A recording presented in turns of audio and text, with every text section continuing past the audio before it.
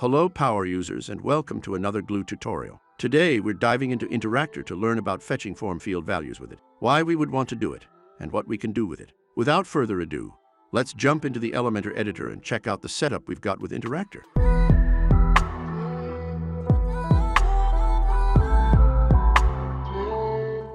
Let's come to the Advanced tab of the page settings and see what we have. Here's an Interactor trigger we've set up called Change Input with the firing event key down, targeting form field name, which is this field right here. If you're not familiar with how to find this ID, you should watch our other tutorial on using the inspection tool, as it's very handy for Interactor work. But we'll also take a look at this later on. After we've set up the trigger, we've actually connected two events to it. The first one, change text. We'll change the text in this heading widget when we type in this text field. To set this up, we gave it a title, set the event as an interaction, and the interaction as set text, targeted the ID of the widget, and it's H2. As we'll see later on, we've toggled on fetch form field and targeted the text field in the form with it the same way we did for the triggers, so that Interactor will be able to fetch the text that we will write in the field and also show it in the heading with targeted just like this. Now, if we hadn't targeted the H2, it would look a bit like this. Using the inspection tool, we see that the heading is wrapped in the H2, but as soon as we write in the field,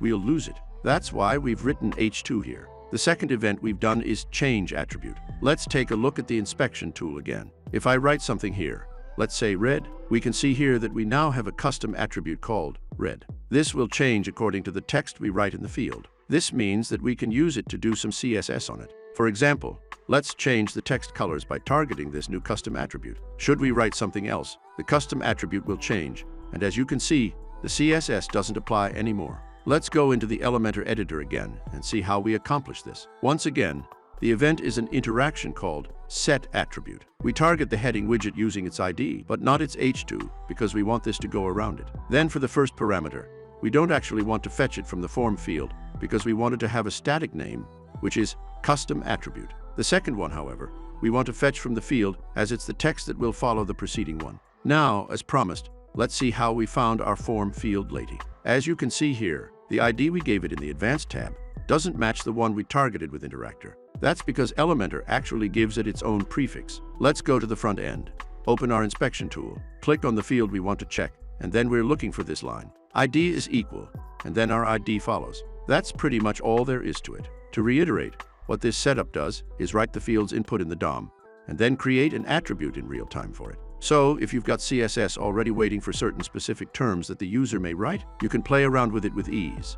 Now, thanks for watching, and don't forget to check out all our other tutorials for Interactor, which will be in the description below, and subscribe to learn more about all the amazing tools Glue has to offer. Until next time.